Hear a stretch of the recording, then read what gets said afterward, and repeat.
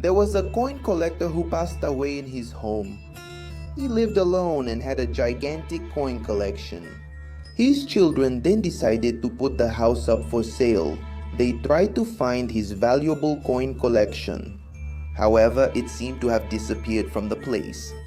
The house only had the red sofa where the collector used to take his naps. Nothing else. Unfamiliar with the situation, the family decided to sell the house and leave the sofa for the future buyers of the property. It was sold and the new family moved into the house that had only a red sofa. The children jumped on it with excitement, but one of them, Gerald, turned pale. He heard something but couldn't tell what it was, only that it came from the sofa. The parents didn't notice anything as they were busy unpacking and getting ready to spend their first night in their new home. The three siblings went upstairs to see their room. Gerald looked back and kept watching the sofa in fear. Night came and the parents were sleeping exhausted. Meanwhile, the children were sitting on the bed covered up and talking.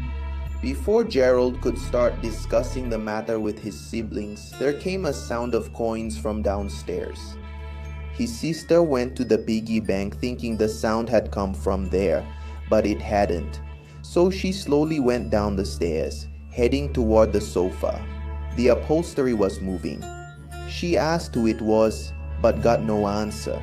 She started throwing coins onto the sofa. An arm came out from under the upholstery and picked them up one by one. She could hear a chewing sound and the creaking of metal. The girl realized then that the thing liked coins. The chewing stopped and the creature appeared between the cushions. It looked into the girl's eyes with a big grin from ear to ear, and it said, "Coins!" Since then, every night the girl would throw coins onto the sofa to feed the creature, not missing a single day. Her parents asked her why she was always awake at night. She never answered, she just looked at them. The parents asked her siblings. Gerald, scared, said that she doesn't listen anymore. Narpal only likes to talk to people who can't hear, and from one day to the next, she can't hear anything anymore. Surprised by what their son said, the parents ran downstairs and she was sitting on the couch looking straight at them with a big smile on her face. Coins? Did you bring coins for Narpal? Don't you want to see what happens when someone doesn't bring anything for Narpal? Suddenly, arms sprout from under the upholstery, grabbing the family by the head and pulling them inside. The girl sits with a smile on her face, just like Narpo, and all she says is, Coins? Imagine you're going to the bathroom at your school, and when you get there to relieve yourself, you end up coming across something bizarre. Something that will change your life forever. A high school student was going to relieve himself after taking a really long test. He was almost peeing his pants and didn't have time to waste. That's when 3 teapots appeared that started to stop him from entering the bathroom. They slapped the boy on the head. They noticed he was in a hurry to get in, and then they started to mess with him even more. They gave him a wedgie, threw trash at him, and finished with a flying kick to his back, making him fall brutally into the bathroom. He just wanted to use the bathroom in peace after hours of taking the test, but those damn bullies ruined his life with a stupid act. Since they were minors, those delinquent killers ended up escaping jail time.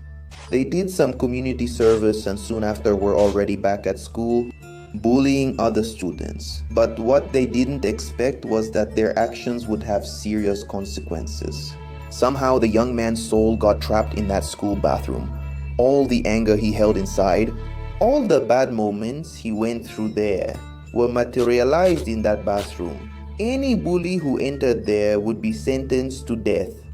One day, in order to terrorize the school, The two bullies went to install some bombs in the toilet so that when someone used it, they'd get scared and be terrified. The moment they entered, the door closed. They didn't see anyone and tried to open it, but it seemed locked. They tried the window, but it closed too. That's when the faucet started gushing water, man. The Toilet. started leaking water too, and the level kept rising. Soon they were submerged and couldn't breathe. It was the end for both bullies.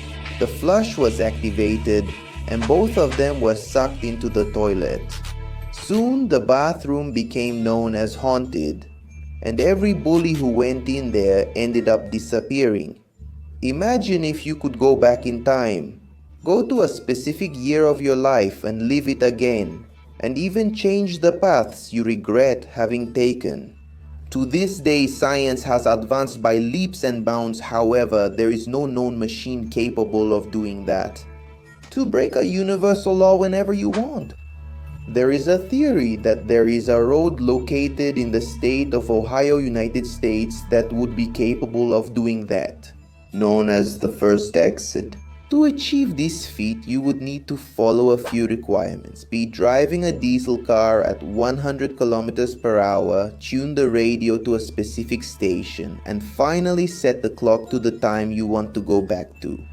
And when all of this is set up, the radio will start playing your favorite song, which means a lot to you, and the sound will gradually get louder. The weather will change. It will start to rain heavily, with large pieces of hail falling. If you're lucky enough to keep control of the car at that speed, when lightning strikes the vehicle, you'll just see a very bright light and close your eyes. When you open them again, you'll be in an alternate reality, where the events the user wants to change are currently happening. The person whose memory was moved will take the place of their version from that dimension, you know? So all you need to do is follow a new path, make your changes, and enjoy your life as usual. But if the person makes a choice that will negatively impact or even kill someone in that reality, the creature behind all of this comes into play. All that's known is that he catalogs everyone who makes this reality jump, and anything he judges to be a problem, he sends the person to an unknown time, and that's it. He can send a person to the time of the dinosaurs, man. And with that, Man, that's it, right? There's no way to come back since he has this ability to open those portals, right? All this creature wants is to give a second chance to people who want to rewrite their own stories and live in peace in this reality. But when they don't follow the rule, that's it. The only account is from a young man named Fred, who supposedly went through all these procedures but managed to come back in a mysterious way, and the story spread.